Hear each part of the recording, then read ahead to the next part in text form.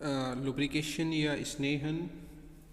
देखिए, इस लेक्चर में हम जो डिस्कशन करेंगे वो होगा हमारा लुब्रिकेशन के ऊपर। लुब्रिकेशन की हमें आवश्यकता क्यों पड़ी, साथ ही साथ हम देखेंगे कि लुब्रिकेशन कितने तरीक़ों से किया जाता है। उसके साथ में कौन कौन से लुब्रिकेंट हम यूज़ करते हैं और लुब्रिकेशन का जो सिलेक्शन क्राइटेरिया है वो क्या है। तो इन सभी टॉपिक पर इस वीडियो में डिस्कशन करेंगे। सबसे पहले बात करते हैं कि लुब्रिकेशन की हमें ज़रूरत क्यों पड़ती है। देखिए, अगर हम बात करें तो इंजीनियरिंग में प्रयोग होने वाले विभिन्न मशीन्स, कंपोनेंट जनरली मूवेबल या आपके मोशन में ये पार्ट सभी काम करते हैं और इन मोशंस को सहारने या सपोर्ट प्रोवाइड कराने के लिए हम जनरली बियरिंग्स या कुछ अन्य मशीन कंपोनेंट का यूज़ करते हैं। देखिए, जहाँ पर भी इन मशीनों को या पार्ट्स को सपोर्ट प्रोवाइड किया जाती है उनके मध्य एक रिलेटिव मोशन होता है। इन रिलेटिव मोशन जो दो सरफेस आपस में रिलेटिव मोशन कर रहे हैं उन्हीं के बीच में एक फोर्स वर्क करता है जिसका नाम है यहाँ पर घर्षण या फ्रिक्शन। देखिए, ये फ्रिक्शन क्या है? फ्रिक्शन आपका अपोज करता है रिलेटिव मोशन को। Friction is the force resisting the relative motion of surface और मटेरियल इन कांटेक्ट। यानी कोई भी कंपोनेंट या मशीन आपके रिलेटिव मोशन जिसके अंदर हो रहा है और अगर उनके बीच मेटल टू मेटल कांटेक्ट हो रहा है तो वहाँ पर एक फ्रिक्शन फोर्स काम करेगा जो कि रेजिस्ट करेगा या विरोध करेगा आपके रिलेटिव मोशन को। तो जिससे क्या होता है कि आपकी ऊष्मा उत्पन्न होगी और मशीन का जो दी गई ऊर्जा का कुछ अंश इस घर्षण के कारण या फ्रिक्शन के कारण व्यर्थ चला जाएगा। इसके अतिरिक्त अगर हम बात करें तो इस फ्रिक्शन या वियर के कारण आपके जो मशीन कंपोनेंट है उनके बीच क्लियरेंस ज़्यादा हो जाएगा। इस वजह से वाइब्रेशन भी बढ़ सकती है और मशीन के टूटने फूटने का भी खतरा बढ़ जाता है। तो जो मेन रीज़न है आपके लुब्रिकेशन का यूज करने का वो है फ्रिक्शन। देखिए, अगर हम फ्रिक्शन की बात करें तो ये एक रेजिस्टिव फोर्स है जो कि आपके रिलेटिव मोशन को रेजिस्ट कर रहा है। मान लिया एक जैसा कि आपको स्क्रीन पे दिखाया गया है, एक वेट है या एक कंपोनेंट है जिसका वेट W है और ये एक रिलेटिव मोशन कर रहा है जिस पर एक फोर्स F लग रहा है। तो जो इसका रेजिस्टिव फोर्स होगा या फ्रिक्शन होगा that is F given by mu N। So it is the ratio of force of friction between two bodies and the force pressing them together is known as coefficient of friction. So one of the main objective to implement lubrication या हम lubrication को क्यों use करते हैं उसका main reason है कि ये जो कोफिशिएंट ऑफ फ्रिक्शन है इसको कम से कम वैल्यू पर रखना। देखिए, अब मेन ऑब्जेक्टिव हमारा ये रहता है कि अगर हमें अपने जो भी मशीन कंपोनेंट है जो जिनके अंदर हम सपोर्ट प्रोवाइड करा रहे हैं, रिलेटिव मोशन हो रही है, उनके बीच इस फ्रिक्शनल रेजिस्टेंस को कम से कम करना। तो फ्रिक्शन अगर हम बात करें तो देखिए ये अनअवॉइडेबल है कि किसी भी दो पार्ट्स के बीच में आप फ्रिक्शन को कम नहीं कर बंद नहीं कर सकते हैं या ख़त्म नहीं कर सकते। बट ये कह सकते हैं कि इसको हम इसकी जो वैल्यू है या इसका जो अमाउंट है वो कम से कम रखने की कोशिश की जा सकती है। इसके कुछ तरीके हैं, जैसे कि प्रोवाइड ए फाइन और स्मूथ सरफेस फिनिश, यानी जो भी आप कंपोनेंट यूज़ कर रहे हैं उनकी जो रफनेस है वो कम से कम रखी जाए या एक स्मूथ सरफेस वहाँ पर प्रोवाइड करा जाए। दूसरा तरीका हो सकता है कि कोई भी ऐसा दो मेटिंग पार्ट्स जो कि आपके रिलेटिव मोशन कर रहे हैं उनमें से एक मटेरियल या एक पार्ट का जो मटेरियल है वो कम से कम ऐसा चूज़ किया जाए जिसका कोफिशिएंट ऑफ फ्रिक्शन सबसे कम हो। तीसरा तरीका है कि यहाँ पर हम लुब्रिकेशन कर सकते हैं। लुब्रिकेशन कैसे करेंगे कि दो मेटिंग पार्ट्स के बीच में एक फ्लूइड फिल्म यानी एक ऑयल की फिल्म को इंट्रोड्यूस करा देंगे जिससे कि फ्रिक्शन कम हो जाएगा।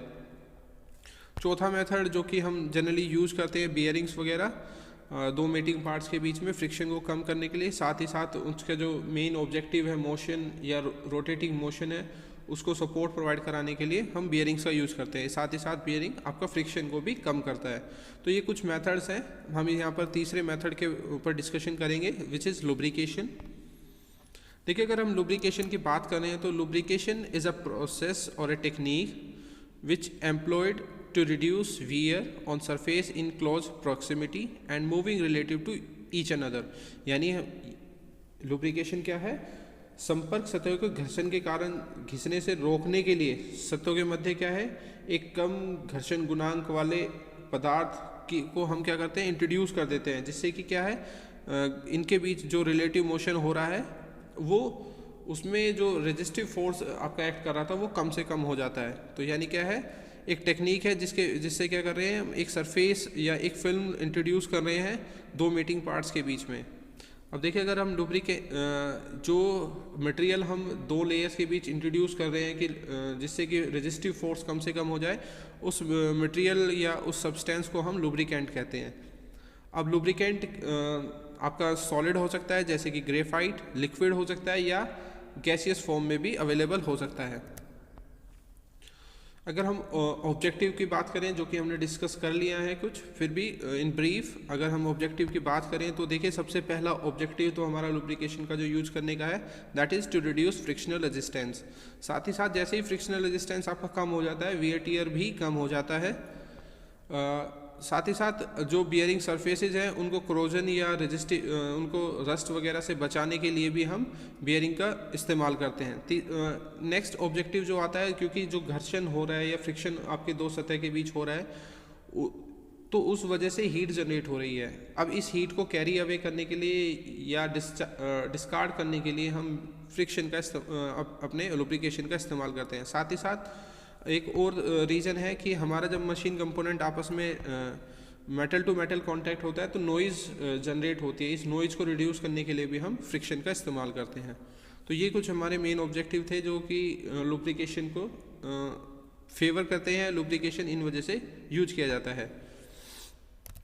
देखिए, अब अगर हम बात करें तो जो हम अभी हमने जो बात की थी कि हम दो मेटिंग सरफेस के बीच एक लुब्रिकेटिंग फिल्म या एक ऑयल फिल्म को इंट्रोड्यूस करते हैं या एक परत बनाते हैं जिससे कि मेटल टू मेटल कांटेक्ट कम हो जाता है।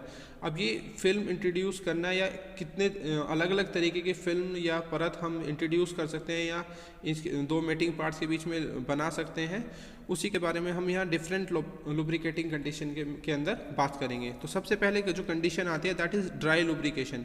यानी दो मेटिंग पार्ट्स आपको स्क्रीन पर दिख रहे हैं, यहाँ पर कोई भी लुब्रिकेटिंग फिल्म या कोई लुब्रिकेंट प्रेजेंट नहीं है इन सरफेस के बीच में। यहाँ पर दोनों सरफेस के बीच मेटल टू मेटल कांटेक्ट या सरफेस टू सरफेस कांटेक्ट हो रहा है, जिस वजह से आपका फ्रिक्शन सबसे ज़्यादा होगा, नॉइज़ वगैरह या वियर टियर भी अवेलेबल रहेंगे। दूसरा है कि अगर हम बात करें तो दैट इज़ बाउंड्री लुब्रिकेशन, यानी थिन फिल्म लुब्रिकेशन। यानी यहाँ पर हम क्या कर रहे हैं, यहाँ पर हम एक ऐसी फिल्म बना रहे हैं जो कि एक पतली परत के रूप में काम करेगी। आपका जिसकी जो मोटाई होगी लुब्रिकेटिंग फिल्म की वो कम होती है। जनरली जो ये लुब्रिकेटिंग फिल्म पाई जाएगी ये आपकी उन मशीनों में पाई जाएगी जहाँ पे स्लाइड मोशन हो रहा है, जैसे कि लेथ के क्रॉस स्लाइड्स हैं या मिलिंग मशीन टेबल हैं। तो जहाँ पर आपका रेसिप्रोकेटिंग या स्लाइड मोशन हो रहा है वहाँ पर इस तरीके की फिल्म का हम इस्तेमाल करते हैं।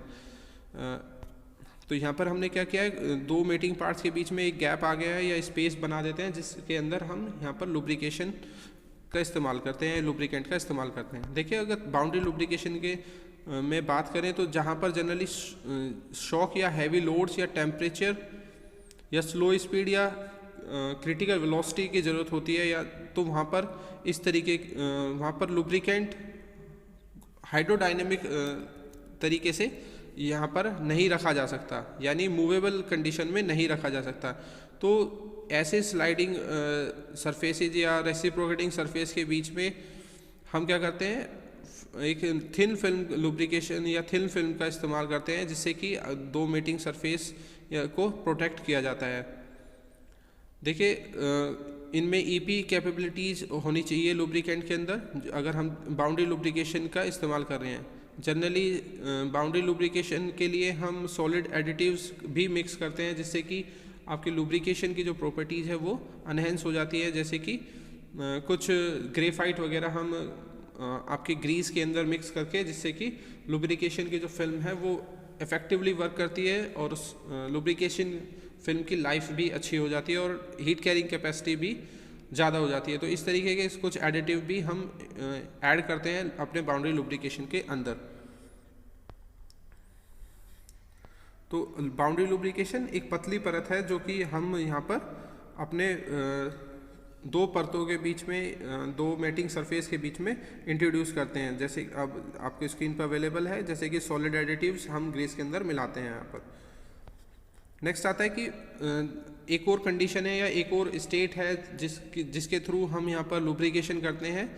देखिए पिछले जो बाउंड्री लुब्रिकेशन थी उसके अंदर जो फिल्म की जो मोटाई थी या लुब्रिकेशन फिल्म की जो थिकनेस थी वो कम रखी गई थी। इसके अंदर क्या है, फुल फिल्म लुब्रिकेशन के अंदर हम जो दो मेटिंग सरफेस है उनके बीच बिल्कुल भी मेटल टू मेटल कांटेक्ट होने नहीं देना चाहते। तो उसके अंदर क्या है, हम थिकनेस को और ज़्यादा बढ़ा देते हैं और इस तरीके से एक थिन फिल्म हम इंट्रोड्यूस करते हैं दो मेटिंग सरफेस के बीच में, जैसे कि आपको स्क्रीन पे दिख रहा है।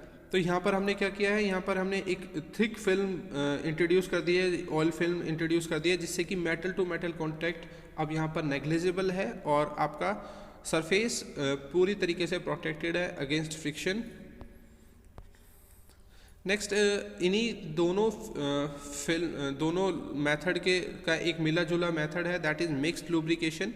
देखिए मिक्स्ड लुब्रिकेशन क्या है, फुल फिल्म और बाउंड्री फिल्म इन दोनों के बीच की कंडीशन है, जिसे हम हाइड्रोडायनेमिक लुब्रिकेशन भी बोलते हैं। देखिए हाइड्रोडायनेमिक लुब्रिकेशन वहाँ पर किया जाता है जहाँ पर आपको एक फुल और continuous film of lubricant introduce करानी होती है, यानी जहाँ पर आपको कंटिन्यूसली लुब्रिकेशन चाहिए, metal to metal contact avoid करना है, तो वहाँ पर आप इस तरीके की फिल्म को इंट्रोड्यूस कराते हैं, जो कि एक मिक्स वर्जन है आपके बाउंड्री लुब्रिकेशन और फुल फिल्म लुब्रिकेशन का। देखिए full film lubrication is a hydrodynamic lubrication. The oil adheres to the moving part and is drawn into the area between the rotating surface where it forms a pressure or hydrodynamic wedge। देखिए इस तरीके की film में क्या है, एक pressurise fluid को rotating surface या मेटिंग सरफेस के बीच में इंट्रोड्यूस कराया जाता है या प्रोजेक्ट किया जाता है या थ्रो किया जाता है, जिससे कि वहाँ पर एक प्रेशर फॉर्म होता है या एक एज सरफेस बन जाता है, जिस वजह से क्या होता है कि दो मेटिंग सरफेस के बीच में जो कांटेक्ट है वो अवॉइड हो जाता है या कांटेक्ट नहीं होता है। A less common form of fluid film is hydrostatic lubrication, where the oil is supplied to the bearing area under pressure to separate the sliding surface। देखिए एक अनकॉमन सा लुब्रिकेशन मेथड है which is known as hydrostatic lubrication. Hydrodynamic lubrication की बात करें तो इसमें क्या है, कंटिन्यूसली एक यहाँ पर जो फ्लूइड होता है that is in movable condition, यानी जो आपका लुब्रिकेंट है वो मूवेबल कंडीशन में होता है, तो इसीलिए हम इस फिल्म को हाइड्रोडायनेमिक लुब्रिकेशन भी बोल रहे हैं या मिक्स्ड लुब्रिकेशन। तो जबकि अगर इसी का नॉन फेमिलियर वर्जन जो है हाइड्रोडायनेमिक का, दैट इज हाइड्रोस्टैटिक, जहाँ पर फ्लूइड क्या होगा नॉन मूवेबल कंडीशन या स्टैटिक कंडीशन के अंदर होता है। देखिए दिस इज हाइड्रोडायनेमिक लुब्रिकेशन, जहाँ पर जो ऑयल है that is in movable condition. तो यहाँ पर आप जो स्क्रीन पर देख रहे हैं देयर आर द 3 फिगर्स, यहाँ पर आपको 3 फिगर दिखाई गई हैं। देखिए स्टार्टिंग में इस तरीके के जो हाइड्रोडायनेमिक लुब्रिकेशन होते हैं वहाँ पर मेटल टू मेटल कांटेक्ट होता है इनिशियल स्टेज पर, लेकिन धीरे धीरे जैसे ही आपका रोटेशन बढ़ता है, सेंट्रीफ्यूगल फोर्स बढ़ता है, तो यहाँ पर क्या है एक एज या एज फॉर्म हो जाता है, जिस वजह से क्या है metal to metal contact avoid हो जाता है। तो इस केस में क्या है, आपका जो लुब्रिकेशन है या लुब्रिकेंट्स है वो मूवेबल कंडीशन में होता है। हाइड्रोस्टैटिक लुब्रिकेशन जैसे कि हमने पहले डिस्कस किया कि इसमें लुब्रिकेंट जो होगा एक स्टैटिक फॉर्म में होगा। यहाँ पर एक लुब्रिकेंट को ऑयल पंप की हेल्प से या प्रेशराइज डिवाइस की हेल्प से प्रोजेक्ट किया जाता है दो मेटिंग सरफेस के बीच में। तो यहाँ पर जो लुब्रिकेंट होता है वो मूवेबल नहीं होता है, वो अपनी एक डेफिनेट शेप के अंदर अवेलेबल होता है मशीन के अंदर, लेकिन वो मूवेबल नहीं होता है, स्टैटिक फॉर्म में होगा। नेक्स्ट हमारे पास आता है कि जब हमें कोई भी लुब्रिकेंट सेलेक्ट करें तो उस समय हमें कौन कौन सी प्रॉपर्टीज़ का ध्यान रखना है। देखिए सबसे इंपॉर्टेंट जो प्रॉपर्टीज आती है दैट इज़ विस्कोसिटी या श्यानता। देखिए अगर विस्कोसिटी की बात करें तो विस्कोसिटी क्या है, resistance of a liquid to flow. देखिए कोई भी लिक्विड जब फ्लो करता है तो उसकी लेयर्स के बीच में एक फ्रिक्शनल फोर्स या वर्क करता है, दैट इज़ नोन एज, जो कि इसके परत के बहने की जो क्षमता है उसका विरोध करता है। इसी विरोध या इसी फोर्स को हम विस्कोसिटी बोलते हैं। यानी आपके जितना आपके फ्लूइड की विस्कोसिटी होगी उतना ही आपका जो फ्लो की प्रॉपर्टी है या फ्लो है, जो एक्चुअली में फ्लूइड का प्रॉपर्टीज़ है वो कम से कम होगा। देखिए अगर हम बात करें तो अगर हमारे जो फ्लूइड है अगर वो थिन है, यानी उसकी जो विस्कोसिटी है वो कम है, यानी उसके जो गाढ़ापन है वो कम है, तो ये इस तरीके के जो फ्लूइड होंगे वो आपके लाइट लोड या हैवी स्पीड्स के लिए यूज किए जाते हैं। इन केस अगर आप हैवी लोड्स या स्लो स्पीड्स के लिए अपने लुब्रिकेंट्स का इस्तेमाल करना चाहते हैं तो उस समय आपको विस्कोसिटी हायर रेंज में रखनी पड़ेगी, यानी आपको जो फ्लूइड यूज करने पड़ेंगे या लुब्रिकेंट्स यूज करने पड़ेंगे उनकी जो विस्कोसिटी है वो ज़्यादा होनी चाहिए। दूसरा आपका आता है चिकनापन या ऑयलीनेस। देखिए ये इस तरीके की एबिलिटी है जो कि लुब्रिकेंट के अंदर होनी चाहिए कि लुब्रिकेंट जो मेटिंग सरफेस के बीच में हम इंट्रोड्यूस करें उनकी सतह से चिपक के काम करे या उनके सतह पे फिसले ना। तो इस तरीके की प्रॉपर्टी आपके लुब्रिकेंट्स के अंदर होनी चाहिए कि वो स्टिक करे या उसके सतह के बीच चिपक के काम करे। Then is stability. देखिए क्योंकि मेटिंग सरफेस के बीच फ्रिक्शन हो रहा है, हीट जनरेशन हो रहा है और बहुत सारे और अदर प्रोसेस है, एनवायरमेंटल प्रोसेस है जैसे कि ऑक्सीडेशन या बायोलॉजिकल डिग्रेडेशन या डाइल्यूशन, क्योंकि हीट जनरेट हो रही है तो डाइल्यूट हो सकता है। तो आपके लुब्रिकेंट के अंदर स्टेबिलिटी की जो प्रॉपर्टीज़ है वो ज़्यादा से ज़्यादा होनी चाहिए, वो उसकी जो लाइफ है वो ज़्यादा होनी चाहिए, स्टेबल होना चाहिए, जल्दी से डीकम्पोज ना हो या डाइल्यूट ना हो। तो इसका हमें ध्यान रखना जब भी हम कोई लुब्रिकेंट सेलेक्ट करें। देखिए नेक्स्ट आता है कि कितने तरीके के लुब्रिकेंट्स हम इस्तेमाल कर सकते हैं या कौन कौन से लुब्रिकेंट्स हमारे यहाँ पर पाए जाते हैं। तो next is types of lubricants. देखिए इसके अंदर जैसे कि एनिमल्स ऑयल जो कि हमें एनिमल्स के थ्रू या एनिमल्स फैट्स के से प्राप्त किए जाते हैं। नेक्स्ट इज वेजिटेबल ऑयल्स जो कि प्लांट्स या सीड्स वगैरह से या बीज वगैरह से हम रिसीव करते हैं या प्राप्त करते हैं। थर्ड इज मिनरल ऑयल्स जो कि हाइड्रोकार्बन्स हैं आपके मिनरल्स से प्राप्त किए जाते हैं। नेक्स्ट इज सिंथेटिक ऑयल यानी संशोधित ऑयल जो कि हम बहुत सारे केमिकल प्रोसेस या केमिकल रिएक्शन के थ्रू अचीव करते हैं। नेक्स्ट इज ग्रीस जो कि एक सेमी फ्लूइड लुब्रिकेंट्स है। ये एक सॉलिड और लिक्विड के बीच की स्टेट है, दैट इज सेमी फ्लूइड। तो इस तरीके के फ्लूइड भी हम या लुब्रिकेंट भी हम यूज करते हैं। कुछ सॉलिड लुब्रिकेंट्स भी हम यूज करते हैं जैसे कि मोलिब्डेनम, ग्रेफाइट या डाइसल्फाइड। इस तरीके के सॉलिड लुब्रिकेंट्स भी हम या ड्राई लुब्रिकेंट्स भी हम यूज करते हैं। नेक्स्ट आता है कि सिलेक्शन का क्राइटेरिया क्या है। पीछे हमने डिस्कस किया कि हमारे जो प्रॉपर्टीज़ हैं वो कौन कौन सी होनी चाहिए। नेक्स्ट है कि सिलेक्शन जब हम करें तो उसके कौन कौन से क्राइटेरिया होंगे।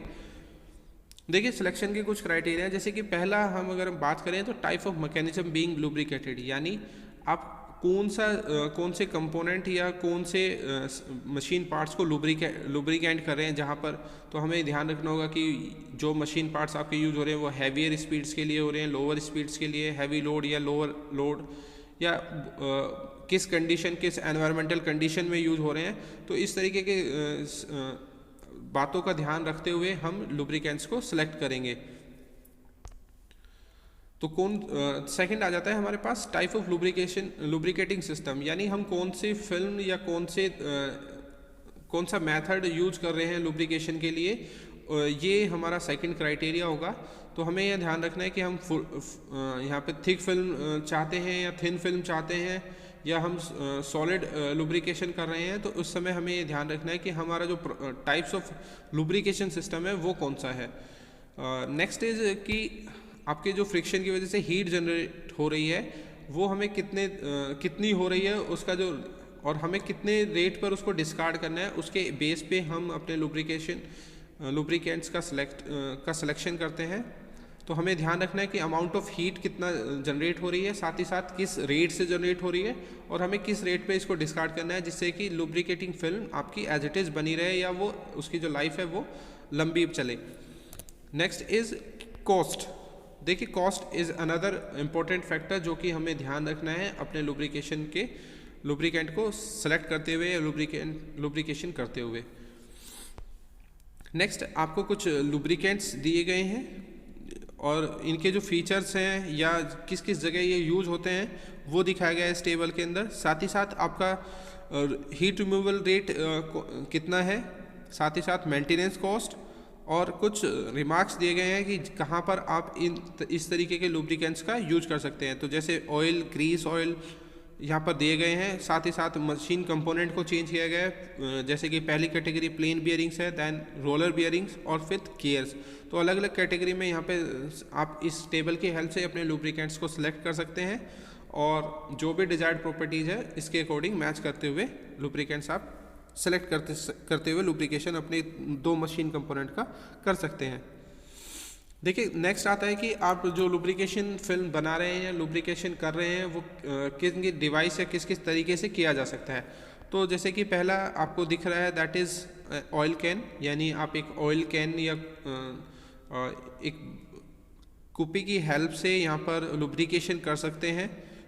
जहाँ पे भी मेटिंग पार्ट्स के बीच में होल दिया है वहाँ पर आप इस ऑयल कैन की हेल्प से अपना लुब्रिकेशन कर सकते हैं। Then is grease gun. यहाँ पर कुछ ग्रीस गन या कुछ ऐसे कंपोनेंट यूज़ किए जाते हैं जिनकी हेल्प से कुछ ऑटोमेटेड सिस्टम यूज़ किए जाते हैं जिसकी हेल्प से आप यहाँ पर अपना ऑयलिंग या लुब्रिकेशन कर सकते हैं। Then is part type. Generally इस तरीके के जो लुब्रिकेशन है वो क्लच में या आपके गियर्स में यूज़ किए जाते हैं, जहाँ पर एक लुब्रिकेटिंग हब या हाउसिंग होती है जिसके अंदर लुब्रिकेशन भरा होता है और आपके मशीन कंपोनेंट उसके अंदर डूबे हुए होते हैं या स्प्लैश कर रहे होते हैं। वहाँ पर लुब्रिकेशन हम स्प्लैश या कर रहे होते हैं या वो जो आपके मेटिंग पार्ट्स है वो डूबे हुए होते हैं लुब्रिकेशन के अंदर या लुब्रिकेंट्स के अंदर।